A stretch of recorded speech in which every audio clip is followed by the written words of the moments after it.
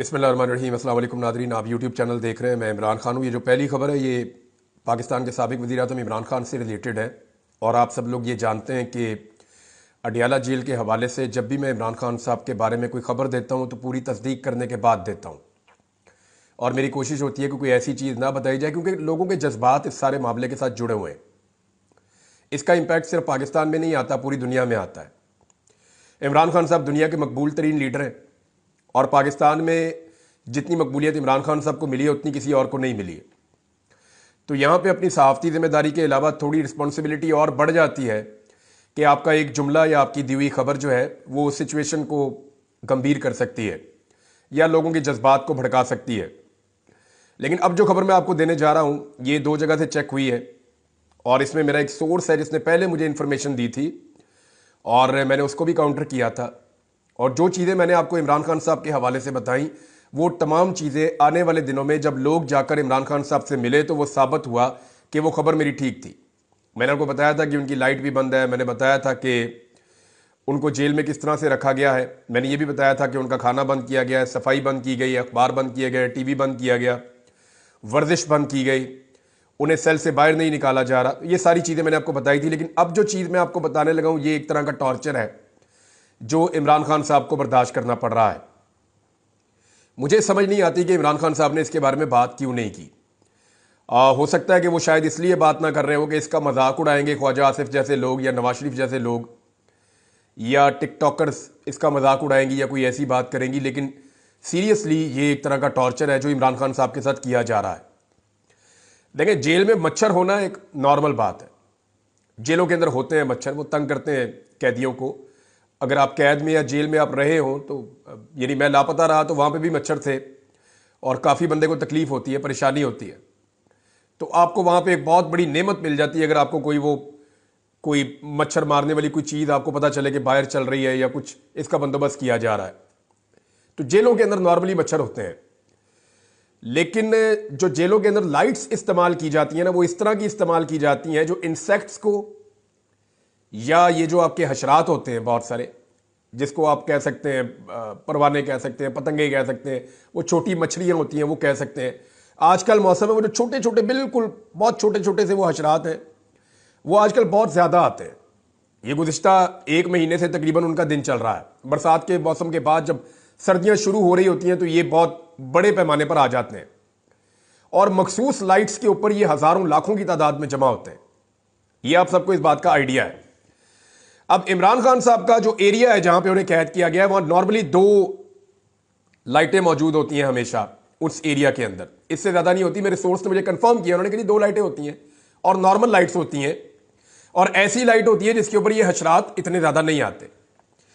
लेकिन जानबूझकर इमरान खान साहब को जहां कैद किया गया है वहां जो लाइट्स हैं, बल्ब हैं, उनकी तादाद को बढ़ाया गया और 4 बल्ब लगाए गए और वो बड़े साइज के वो वाले बल्ब लगाए गए जिनके ऊपर लाखों की तादाद में ये वाले कीड़े जमा हो जाते हैं। और गुज़िश्ता कई दिनों से, कई हफ्तों से इमरान खान साहब इस अजियत से दो चार हैं और वहां पे लाइट बंद नहीं की जाती। यानी सिक्योरिटी के नाम के ऊपर वो कहते हैं जी हमने ये लाइट बढ़ा दी है इसलिए कि हमें ज़्यादा सिक्योरिटी लेनी है और कैमरे भी हमने इसलिए बढ़ा दिए हैं कि हम ज़्यादा आपको देखना चाहते हैं। तो ये बात अपनी जगह पे, बहाना तो उन्होंने ये बनाया, लेकिन जो मेरा सोर्स है उसने ये बताया कि इमरान खान को अजियत देने के लिए 4 बड़ी लाइटें इस तरह की लगाई गई हैं इमरान खान साहब को जहां कैद किया गया उस सेल में और उसके आसपास, जिन पे लाखों की तादाद में, बल्कि इससे भी ज्यादा, वो बहुत, उनको आप गिन ही नहीं सकते, अनगिनत होते हैं वो। ये जो छोटे छोटे मच्छर होते हैं वहां पे जमा हो जाते हैं जिन्हें आप बग्स भी कहते हैं और इनसे तकलीफ होती है। ये इरिटेट करते हैं, ये परेशान करते हैं, आपका ज़हनी सुकून ये छीन लेते हैं। तो इमरान खान साहब को जो लोग मिलने जा रहे हैं तो वो ये भी बता रहे हैं कि इमरान खान साहब बेसकूनी की हालत में लगते हैं। अब ये एक तरह का टॉर्चर है जो लगातार इमरान खान साहब के ऊपर किया जा रहा है। वो बेसकूनी का शिकार है, ज़हनी तौर पे उनको दबाव में लिया जा रहा है और 2 के बजाय बढ़ा के 4 लाइटें कर दी गई हैं और स्पेशली बड़े साइज की वो वाली लाइट्स लगाई गई हैं जिनके ऊपर ये कीड़े मकोड़े बहुत बड़ी तादाद में उड़ते हुए पहुंच जाते हैं। अब ये देख लें, ये कुछ हो रहा है इस आदमी के साथ जिसने शहजादों जैसी जिंदगी गुजारी है और ये निज़ाम इमरान खान से बदला सिर्फ इस बात का ले रहा है कि पाकिस्तान के लोग इससे प्यार क्यों करते हैं। यानी पाकिस्तान की एस्टेब्लिशमेंट को लगता है कि सिर्फ वही हकदार है कि उन्हें प्यार किया जाए। उन्हें लगता है कि सारे मिली नगमे उनके लिए, उन्हें लगता है सारी प्यार मोहब्बत उनके लिए, उन्हें लगता है कि लोगों पे, पाकिस्तान के वसाइल पे, हर चीज़ पे सिर्फ उनका हक है, किसी और से लोग प्यार नहीं कर सकते। तो लोगों को जब जब इस मुल्क में कोई लीडर मिला ना, उस लीडर को निशाने इबरत ही बनाया पाकिस्तान की एस्टेब्लिशमेंट ने। नेम एनीवन, आप नाम उठा के देख लेना, कई जिंदा निशाने इबरत हैं, कई मरने के बाद निशाने इबरत बन गए। नवाज शरीफ को देखें कैसा इबरत का निशान बना दिया। वो बेचारा ना अपनी मर्जी से सोच सकता है, ना फैसला कर सकता है, ना ट्रेवल कर सकता है, ना बात कर सकता है। बेड़ा गर्क कर दिया पकड़ के नवाज शरीफ का भी, बोना बना के रख दिया 3 दफा के वजीर आजम को। इबरत का निशान है ना, और क्या है। अब आप ये देखें कि कायदे आज़म मोहम्मद अली जिन्ना से लेकर लियाकत अली खान तक आप आ जाएं, जुल्फ़िकार दी भुट्टो पे आ जाएं, मोहतरमा फातिमा जिन्ना साहिबा पे आ जाएं, इन सब के साथ क्या हुआ? ये जब भी कोई अवाम की नज़रों में मोतबर हुआ तो साथ ही जो है वो एस्टेब्लिशमेंट की नज़रों में वो खुटकना शुरू हो जाता है। अब इमरान खान साहब का जुर्म यह है कि पाकिस्तानी लोग उनसे प्यार करते हैं। मैंने हकायक आपके सामने रख दिए हैं, और इन चीज़ों से ऐसा नहीं है कि पाकिस्तान तहरीक इंसाफ की क़यादत इनके बारे में जानती नहीं है। कुछ इन्फॉर्मेशन है जो उन तक पहुंची है। और अली अमीन गंडापुर साहब ने मुलाकात भी की इमरान खान साहब से, वो बाद में बताता हूं क्या हुआ। लेकिन गंडापुर साहब ने जो स्टेटमेंट दिया है वो बहुत इंपॉर्टेंट है इस मौके पर। एक तो पाकिस्तान तहरीक इंसाफ का जो एहतजाज था पेशावर वाला, वो पेशावर वाला एहतजाज पाकिस्तान तहरीक इंसाफ ने कैंसिल कर दिया है और स्वाबी में एहतजाज का ऐलान किया है। इस बात को आप जहन में रखिएगा कि पेशावर से स्वाबी जाना ये लगभग 2-2.25 घंटे का फासला है, और अगर आप बहुत बड़े जलसे जुलूस के साथ जाते हैं तो आपको कई घंटे लग जाते हैं। यानी आपको दिन का एक बहुत बड़ा हिस्सा आपका गुजर जाता है, फिर इस्लामाबाद जाते जाते आपको रात हो जाती है। तो पाकिस्तान तहरीक इंसाफ ने स्वाबी के अंदर पड़ाव डालने का फैसला किया है। इसको टेंट विलेज भी करार दिया जा रहा है। मैंने आपको पिछले वीलॉग में बताया था कि तहरीक इंसाफ किस नौइयत की तैयारियां कर रही है अपने एहतजाज के लिए, और अब अली अमीन गंडापुर ने बाकायदा अनाउंस कर दिया। उन्होंने कहा जो रवैया इमरान खान साहब के साथ है वो नाकाबिले बर्दाश्त है, उसे हम बर्दाश्त नहीं कर सकते। हम पुरअमन है लेकिन हमारे साथ जुल्म और ज्यादती की जा रही है।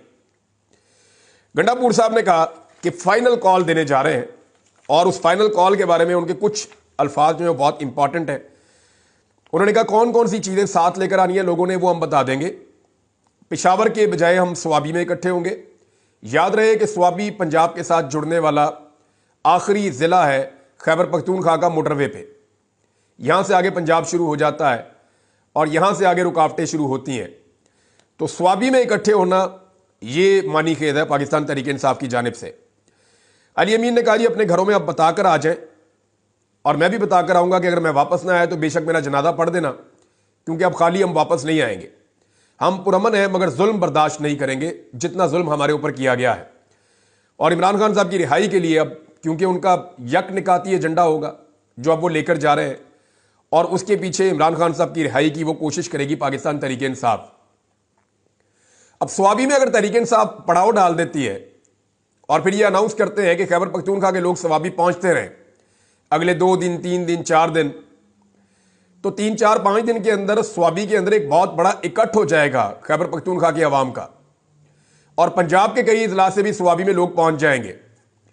अगर 4-5 लाख लोग स्वाबी में इकट्ठे हो जाएं और वहां से वो फिर मार्च करें तो ये कंटेनर तो नजर भी नहीं आने, ना कोई उनको रोक पाएगा, ना ताकत के बलबूते पे कोई रोक पाएगा। अवाम को ताकत के बलबूते पे कौन रोक पाया है? आपने देखे थे मनाजिर डी चौक जाने के, अवाम पैदल चल रही थी, सिक्योरिटी फोर्सेज ने सामने लाइनें बनाई हुई थी, मिलिट्री फोर्स भी थी, लेकिन लोग गुजर गए उनके बीच में से और उन्होंने जाने दिया। बल्कि लोग फौजियों के साथ सेल्फियां बना रहे थे और फौजी उनके साथ जफियां डाल रहे थे। तो ये फौज और अवाम जो बीच में से एक ही है, सारे ये रले हुए हैं, सारे मिले हुए हैं आपस में। इन्होंने बीच में से एका किया हुआ है, फौज ने, पुलिस ने, अवाम ने, सब ने एका किया हुआ है। बस ये थोड़ी सी अशराफिया ऊपर बैठी हुई है जो इनको कंट्रोल करती है और आपस में लड़ाती है, और उनकी वजह से हालात खराब होते हैं। बीच में तो सारे मिले हुए हैं। मैं अच्छी तरह जानता हूं, जब भी कभी मौका आता है तो मनाजिर हम देख लेते हैं, हमें आइडिया हो जाता है। वो बेचारा जो पुलिस वाला आंसू गैस के शेल चला रहा होता है, उसके सर के ऊपर एक बंदा खड़ा हुआ होता है जो चलवा रहा होता है उससे, वरना कौन ऐसे अपने लोगों को मारता है? ऐसा नहीं हो सकता। अब पाकिस्तान तहरीक इंसाफ ने यह कहा, इसमें लतीफ़ खोसा साहब का एक स्टेटमेंट है, वो मैं आपको ज़रूर पढ़ के सुनाना चाहूँगा। उससे आपको आइडिया हो जाएगा कि जेल में इमरान खान के साथ जो भी हो रहा है वो क्यों हो रहा है और रीजंस क्या है। लतीफ़ खोसा साहब कहते हैं, जी अडियाला जेल एस्टेब्लिशमेंट के कंट्रोल में, हमारी मुलाकात में एजेंसियों के अहलकार खड़े रहते हैं। अडियाला जेल की अदालत भी एस्टेब्लिशमेंट के कंट्रोल में है। साथ वाले कमरे में एक कर्नल बैठा होता है। मुल्क में आईनी मार्शल लॉ नाफिज है। पाकिस्तान गैरिजन स्टेट बना हुआ है।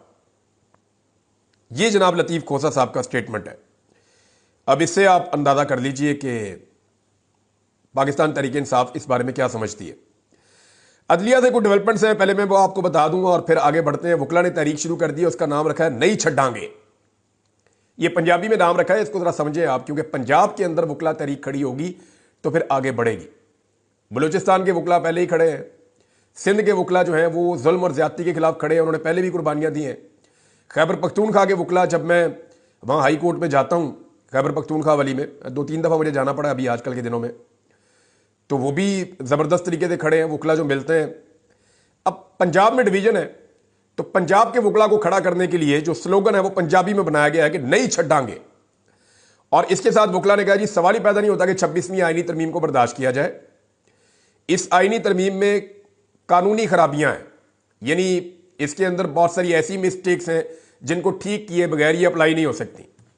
दूसरा, ये सिंध हाई कोर्ट में चैलेंज हो चुकी हैं, वहां बुला लिया गया अटॉर्नी जनरल को, और अगर ये पेशावर हाई कोर्ट से भी इसी तरह ये मामला आगे बढ़ जाता है तो डेफिनेटली फिर फुल कोर्ट बिठाना पड़ेगा आईनी तरमीम के मामले में। अब जो इत्तला आ रही है मेरे पास, उसके मुताबिक जो अहम खबर है उसमें chief justice of Pakistan justice Yahya Afridi ने जुडिशल कमीशन का इजलास 5 नवंबर को तलब कर लिया है। इजलास में आईनी बेंच भी तश्कील दिया जा सकता है और हो सकता है कि एक फुल कोर्ट बनाने की तरफ मामला चला जाए, क्योंकि हाई कोर्ट्स के अंदर भी पेंडिंग है आईनी तरमीम वाला मामला। तो आईनी तरमीम बदस्तूर मुश्किल में है। और यहां इसी आईनी तरमीम के हवाले से एक खबर और है मेरे पास, और वो खबर यह है कि आईनी तरमीम के हवाले से Lahore high court bar association ने भी 26वीं आईनी तरमीम के खिलाफ सुप्रीम कोर्ट में दरखास्त दायर कर दी है। अब सुप्रीम कोर्ट में दरखास्तों की तादाद बढ़ती चली जा रही है और सुप्रीम कोर्ट को यह केस सुनना पड़ेगा। क्या इस आईनी तरमीम को आईनी बेंच में लगाना चाहिए? तो सवाल यह पैदा होता है कि जिस आईनी तरमीम के नतीजे में एक बेंच बना है उसी आईनी तरमीम को चैलेंज कर दिया गया, तो क्या वो उसी बेंच में लगेगी?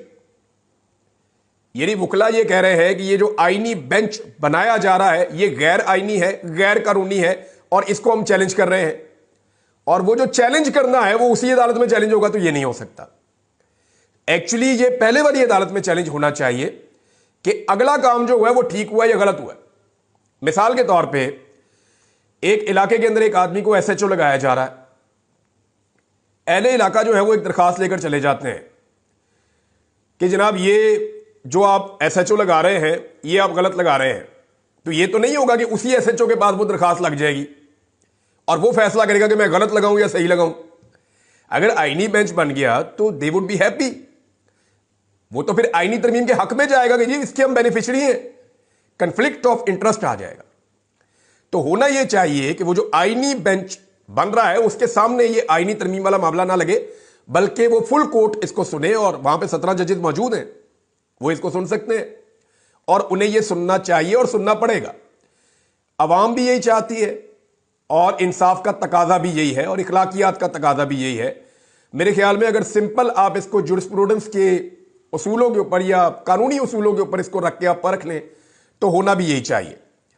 अब इसमें जनाब फर्दर बात करेंगे कि डेवलपमेंट्स क्या होती हैं, वो आपके साथ शेयर कर देंगे। एक खबर और है, जो ओवरसीज पाकिस्तानी एहतजाज करते हैं पाकिस्तान से बाहर और उन लोगों के खिलाफ एहतजाज करते हैं जो पाकिस्तान में काबू नहीं आ रहे, लाकानूनियत फैला रहे हैं, फस्तायत, जबर, जुल्म, ये सारे बाजार जिन्होंने गर्म किए हुए हैं, उन ओवरसीज पाकिस्तानियों के घर वालों को पाकिस्तान में हिरासा किया जा रहा है। अभी एक सारा मीर साहबा हैं, उनका मैं ट्वीट देख रहा था, उनके पाकिस्तान वाले घर में नामालूम अफराद ने हमला कर दिया, बहुत बड़ी तादाद में आ गए, उनके घर के अंदर घुस गए, फिर उनका जो है वो बाहर जाते हुए घर को ताले भी लगाकर चले गए। उनकी वालदा बेचारी वहाँ पे रहती हैं, वो दरबदर हैं। तो ये एक बेटी को सिर्फ एहतजाज से रोकने के लिए उसकी वालदा को पाकिस्तान में हिरासा करना, ये कहाँ का इंसाफ है? यानी इतना तो रियासत नहीं गिर सकती।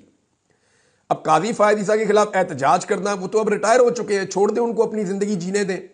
लेकिन कुछ इतलात आ रही है कि काजी फायद ईसा साहब को स्पेन में बनाया जाएगा पाकिस्तान का सफीर। ये बड़ा शुगर लगेगा नाज़रीन। ये हुकूमत अगर ये काम कर देना तो मजा ही आ जाएगा। काजी फायद ईसा साहब को बना दें स्पेन में पाकिस्तान का सफीर, उनको रोजाना दफ्तर जाना पड़ेगा। जब वो दफ्तर जाएंगे बाहर पाकिस्तानी बैठ के एहतजाज करेंगे, और पाकिस्तानी जो है ना वो स्पेन में उनको बड़ी अच्छी एक एक्टिविटी मिल जाएगी, वहां पे एहतजाज करते रहेंगे। तो काजी साहब का भी पता होगा रोजाना इन्होंने इस दफ्तर में आना है। तो काजी साहब को अब आप कहीं नहीं इस्तेमाल कर सकते, सिर्फ एक ही तरीका है, पाकिस्तान बुलाएं और बुला के यहां पे कोई ओहदा दे के उनको यहां सेटल कर दें।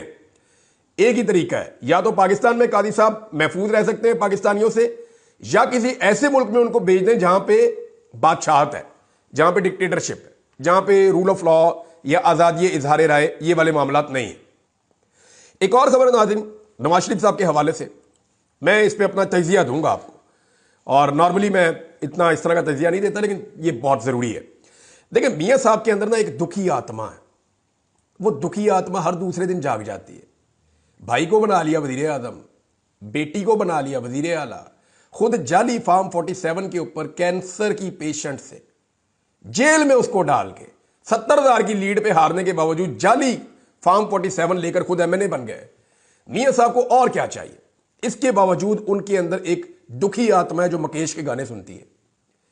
मियां साहब का बड़ा सीरियस मसला यह है कि वो अब दुखी रहना सीख चुके हैं, और वो अपनी तमाम खुशियों के बावजूद उनको छुपाना सीख चुके हैं।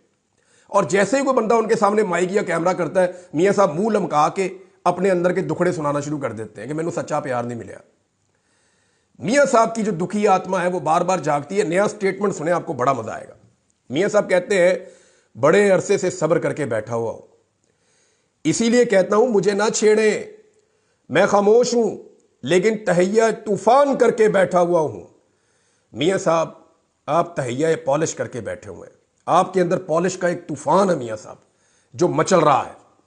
और अगर मियां साहब को किसी ने छेड़ा ना तो मियां साहब ने ब्रश उठा लेना, और फिर मियां साहब ने वही करना है जो इनका ट्रैक रिकॉर्ड है, पिछले 40 साल से इस खानदान का रिकॉर्ड है कि कमाल बूट पॉलिश करता है ये खानदान। मुझे कहने में कोई आड़ नहीं है, इसका रिकॉर्ड है। ले जाए मुझे किसी अदालत में, मैं साबित करूंगा कहां कहां पे इन्होंने बूट पॉलिश किए। अपने मुंह से मरियम नवाज ने कहा कि ये वाला तरीका मुझे भी बहुत अच्छे से आता है, इसमें जूते साफ करने पड़ते हैं। फिर हमने देखा जूते चमक रहे हैं, कमाल, जूतों में शक्लें नजर आ रही हैं पूरे खानदान की, जबरदस्त किस्म की पॉलिश की है इन्होंने। और उस पॉलिश के नतीजे में आज भाई जो है वो वजीर आजम है, बेटी जो है वो वजीर आला है, और पब्लिक जो है वो इनके खिलाफ है। यानी पब्लिक की इतनी मुखालफत के बावजूद किसी खानदान को इक़्तिदार मिल सकता है? तो नहीं मिल सकता। सिंपल है ये। कुछ और चीजें आपके साथ शेयर कर देता हूं अगले वीलॉग में, इसको यहां रोक लेते हैं वरना मैं और ज्यादा जज्बात में बह जाऊंगा। अब तक के लिए इतना ही। अपना ख्याल रखिएगा, अपने चैनल का भी। अल्लाह हाफिज।